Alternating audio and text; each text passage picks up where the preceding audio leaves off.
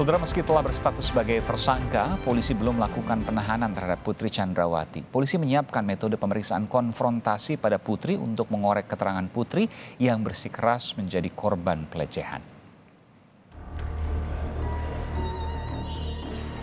Istri Irjen Verdi Sambo, Putri Chandrawati, belum ditahan meski sudah berstatus tersangka pembunuhan berencana Yosua. Tim Sus Polri menghentikan pemeriksaan setelah Putri dicecar selama 12 jam Jumat lalu. Putri tetap mengakui dirinya sebagai korban pelecehan seksual meski Polri telah menghentikan laporan dugaan pelecehan seksual dengan terlapor Brigadir Yosua. Juga sudah menjawab seluruh pertanyaan yang telah diajukan oleh penyidik dalam BAP-nya, ya. Dan secara konsisten juga klien kami Ibu PC telah menjawab di seluruh pertanyaan dalam BAP terkait, ya, termasuk dugaan yang disangkakan kepada Ibu PC. Peran Ibu PC sebagaimana yang disangkakan kepada klien kami, ya.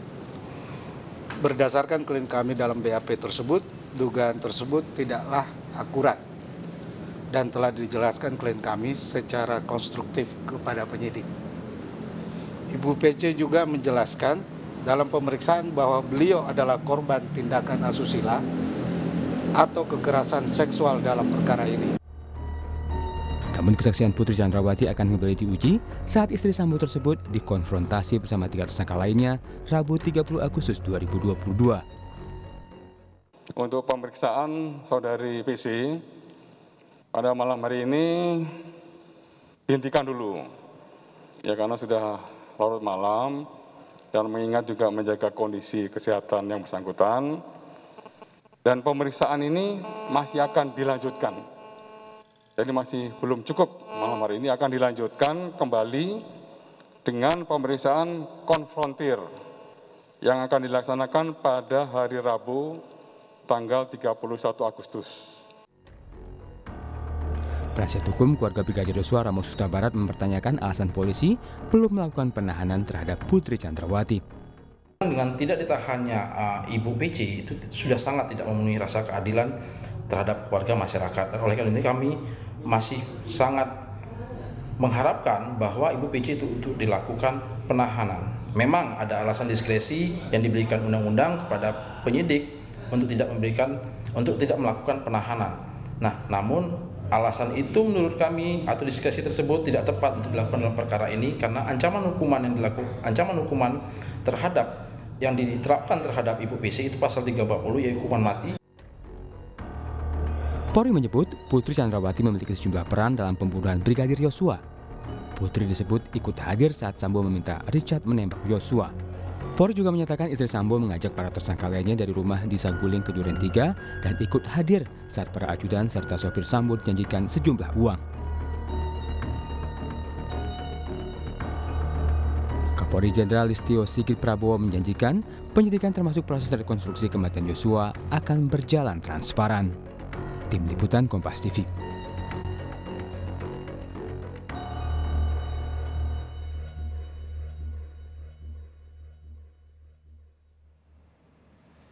Iya, besok saudara akan digelar rekonstruksi kasus pembunuhan Brigadir Yosua di kawasan Duren 3, yakni tempat kejadian perkara di rumah dinas Irjen Verdi Sambo.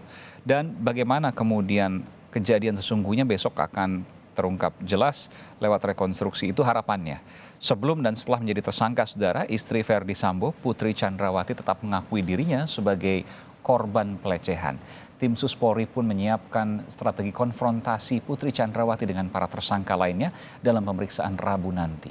Bagaimana menganalisis sikap istri sang jenderal dalam kasus penyidikan pembunuhan berencana Yosua? Kami akan bahas bersama pakar psikolog forensik Reza Indragiri Amril. Selamat malam, Bung Reza, sehat selalu.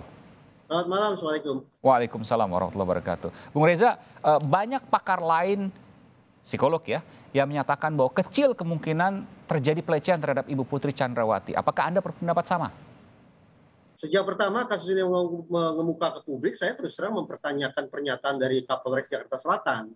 Karena sepemahaman saya, ketika aksi kekerasan seksual atau misalnya pelecehan seksual dilakukan, kenapa ini justru dilakukan di daerah, di wilayah yang tidak dikuasai oleh si pelaku. Anggaplah waktu itu pelakunya adalah Brigadir Y. Sementara daerah itu bukan dia kuasai, dia tidak bisa memastikan bahwa CCTV bisa dilenyapkan, dia tidak bisa memastikan bahwa sekian banyak orang bisa disingkirkan agar tidak menjadi saksi, dia juga tidak bisa memastikan bahwa tidak tersedia akses bagi calon korban atau sasaran. Baik, tapi kan itu dulu, lalu kemudian lokusnya berubah, tempatnya berubah di Magelang. Tetap saja menurut saya janggal, karena apalagi rumah yang di Magelang itu disebut-sebut sebagai rumah pribadi komandannya. Semakin jelas bahwa itu memang bukan pemilihan TKP yang tepat andaikan seorang mendiang Brigadir Y ingin melakukan aksi kekerasan seksual. Kenapa Anda meyakini bahwa, saya boleh menyatakan bahwa Anda meyakini bahwa tidak terjadi pelecehan? Oh, belum tentu. Saya justru menduga boleh jadi ada pelecehan seksual. Tinggal lagi persoalannya adalah siapa pelaku dan siapa korbannya. Begini, Mas Aiman, seringkali kita bicara tentang kekerasan seksual, teman-teman Komnas Perempuan terutama suka sekali menggunakan teori relasi kuasa. Artinya kejahatan atau kekerasan seksual dilakukan oleh pihak yang dominan terhadap pihak yang submisif, pihak yang superior terhadap yang inferior, terhadap yang berkuasa, dari yang berkuasa terhadap yang dikuasai. Nah sekarang kita bayangkan, baik itu di Duren 3 maupun di Magelang, kira-kira hitung-hitungan di atas kertas siapa yang dominan, siapa yang submisif. Ibu Putri pasti lebih dominan. Ya, saya tidak membayangkan bahwa seorang brigadir berada pada posisi yang superior. Dengan demikian, kalau kita terapkan teori relasi kuasa, justru kemungkinan yang terjadi adalah pelecehan seksual di mana korbannya adalah laki-laki, pelakunya adalah perempuan. Tentu saja ini harus Oke. Jadi Anda ini tentu tidak mendahului penyelidikan polisi, tapi ini dari logika psikologi, dari analisis psikologi, bahwa bukan berarti tidak terjadi pelecehan. Mungkin saja terjadi pelecehan, tapi terjadi pelecehannya itu justru sebaliknya dari Ibu Putri terhadap dari Ibu Putri terhadap Brigadir Yosua, betul? Ya, sejak awal narasi yang terbangun berulang kali oleh 4 orang paling tidak semuanya beraroma tentang seks. Tinggal lagi apakah ini merupakan kontak seks yang sifatnya konsensual, mau sama mau, kemudian dikemas menjadi perselingkuhan, ataukah ini merupakan kontak seks yang tidak konsensual, tidak berdasarkan mau sama mau. Nah kalau kita anggap ini sebagai kontak seksual yang non konsensual, misalnya pelecehan seksual, maka secara objektif kita harus membuka 2 kemungkinan. Apakah perempuan sebagai pelaku dan juga sebagai korban, demikian pula apakah laki-laki akan berposisi sebagai korban atau pelaku. Kita tidak akan a priori menggunakan teori relasi kuasa untuk serta-merta mengatakan bahwa pelaku pasti berjenis kelamin laki-laki dan perempuan pastilah korbannya. Meskipun soal pembuktian akan sulit, karena yang bersangkutan Brigadir Yosua sudah meninggal, sementara Putri Chandrawati mengakui bahwa ia dilecehkan oleh Brigadir Yosua. Bagaimana kemudian proses pembuktiannya? Sejak awal di kompas.com pun saya sudah menulis tentang tanda petik apa sesungguhnya manfaat dari diangkatnya narasi tentang pelecehan seksual tersebut. Pasalnya adalah karena, sekali lagi, Brigadir Y sudah berpulang. Jadi kita tidak bisa melakukan klarifikasi. Yang bersangkutan tidak bisa memberikan counter argumentasi terhadap tuduhan bahwa dia sudah melakukan pelecehan seksual. Demikian pula terhadap PC, karena laporannya sudah di SP3, maka tidak ada manfaat yang dia bisa peroleh dari narasi pelecehan seksual tersebut. Konkretnya, korban kekerasan seksual semestinya mendapatkan restitusi dan kompensasi. Tapi kalau kemudian laporan tentang kekerasan seksual itu sudah di SP3, padahal yang bersangkutan sudah kadung dinarasikan menjadi korban, betapapun yang bersangkutan mungkin bukan korban, tapi tetap tidak ada manfaat baik itu restitusi maupun kompensasi yang akan dia peroleh dari narasi pelecehan seksual tersebut. Ya, jadi bagaimana untuk membuktikannya? Tentu ini bicara soal pembuktian secara hukum, tapi secara psikologi kan susah kalau memang mengandalkan hanya psikologi, sementara fakta hukumnya berbeda misalnya. Beruntungnya adalah majelis hakim ketika membuat putusan akan mengatakan kalimatnya kurang lebih adalah sah dan meyakinkan. Sah berarti menggunakan parameter objektif, pembuktian, keterangan dari para saksi. Sementara meyakinkan adalah berdasarkan logika dan juga intuisi hakim. Nah, apa yang kita diskusikan saat ini barangkali tidak cukup untuk memberikan sesuatu yang atau penegasan yang sifatnya sah gitu ya. Tapi dari sisi meyakinkan, dari perspektif keilmuan, saya pikir tersedia dasar bagi majelis hakim untuk punya pemikiran dan juga punya intuisi bahwa pelecehan seksual itu tidak terjadi. Oke, jadi memang hati-hati betul. Kalau tadi saya sebelumnya berbincang soal dakwaan nanti yang diajukan hati-hati betul. Karena ketika misalnya dikatakan dilecehkan sebagai motif dan lain sebagainya, tapi kemudian yang terjadi sebaliknya, maka ini akan bermasalah dalam proses persidangan. Tepat. Kompleksitas semacam itu yang sejauh ini memang harus diantisipasi oleh pihak kepolisian. Nah, saya sungguh-sungguh berharap bahwa proses rekonstruksi besok akan berbuah manis. Kenapa? Karena penyusunan BAP hampir bisa dipastikan sepenuhnya mengandalkan daya ingat manusia, daya ingat si terperiksa, termasuk daya ingat PC. Nah, psikologi berpandangan bahwa daya ingat manusia rentan sekali untuk mengalami fragmentasi, terpecah belah, dan rentan untuk juga mengalami distorsi, belok kanan, belok kiri. Nah, dengan adanya rekonstruksi di TKP, apalagi kemudian dikonfrontasi dengan sesama tersangka atau dengan saksi-saksi lain, maka diharapkan ini akan bisa mengoreksi atau mungkin juga mengkonfirmasi ingatan-ingatan yang sudah disampaikan pada saat penyusunan BAP. Meskipun dalam rekonstruksi besok tidak menyinggung soal motif sama sekali, karena ini kan proses dalam tanda kutip ya, eksekusinya. Saya berulang kali diskusikan di kompas.com bahwa masyarakat bergairah bicara tentang motif karena barangkali terpengaruh oleh film Hollywood, ya. Psikologi juga sangat terobsesi dengan pertanyaan tentang mengapa gitu. Tetapi sesungguhnya motif tidak terlalu bermanfaat betul. Dalam pengertian berlanjut ataupun berhentinya proses hukum sama sekali tidak ditentukan apakah motif itu terungkap atau tidak terungkap.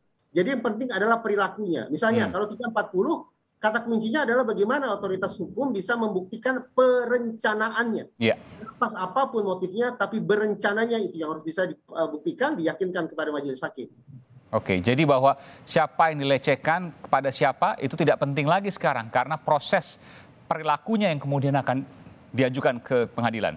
Saya memilih untuk berpegang pada keputusan Polri yang sudah meng-SP3-kan laporan PC tentang dugaan pelecehan seksual. Jadi sekarang hanya ada satu persoalan, yaitu tentang pembunuhan berencana. Baik, jelas sekali. Aspek itulah harus kita dalami.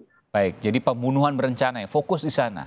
Soal ada pelecehan, siapa melecehkan siapa, itu tidak lagi menjadi penting karena ada proses pembunuhan berencana yang dilakukan dan itu akan dibuktikan dan diputuskan di pengadilan. Itu yang kemudian tidak boleh salah dalam dakwaan. Begitu ya, Bung? Mas Aiman. Baik. Kemudian pada kata berencananya itu, yaitu target, insentif, resiko, dan sumber daya. Target, resiko, sumber daya, dan insentif. Insentif itu yang dari sudut pandang psikologi forensik harus bisa dibuktikan bahwa suatu perbuatan dalam ini pembunuhan berencana adalah sungguh-sungguh terjadi kalau baik itu mastermind maupun pelaku, maksudnya eksekutor, tahu persis tentang 4 hal tersebut. Adanya target, adanya insentif, adanya instrumen yang akan dipakai, dan adanya resiko yang harus mereka hindari. Oke, kalau target jelas siapa yang mau dibunuh, begitu ya? Target harus jelas siapa orangnya, tidak boleh meleset, tidak boleh gagal operasinya. Jadi kalau misalnya target memang sejak awal ingin dihabisi, maka sudah jelas target betul-betul akhirnya harus dihabisi. Itu target. Kalau insentif adalah manfaat. Nah kalau manfaat memang ini bicara tentang semata-mata melampiaskan amarah atau tujuannya instrumental, misalnya untuk menutupi kejahatan lain. Instrumen harus dipastikan tersedia sesuai dengan misi kejahatannya. Kalau misinya adalah untuk menghabisi nyawa orang, tentu tidak tepat menggunakan jarum pentul gitu ya, tapi harus menggunakan misalnya senjata api. Sementara resiko, pelaku kejahatan semakin dia profesional, pasti dia akan semakin memperhitungkan resiko. Dia harus membangun alibi, dia harus menyusun skenario, dia harus menggunakan barang bukti, dan seterusnya. Baik, baik. Jelas sekali apa yang disampaikan oleh Bung Reza Indragiri Amril, psikolog forensik. Terima kasih telah memberikan informasi yang komprehensif di Sapa Indonesia Malam. Terima kasih Bung Reza, selamat malam, sehat selalu. Terima kasih, Assalamualaikum. Waalaikumsalam warahmatullahi wabarakatuh.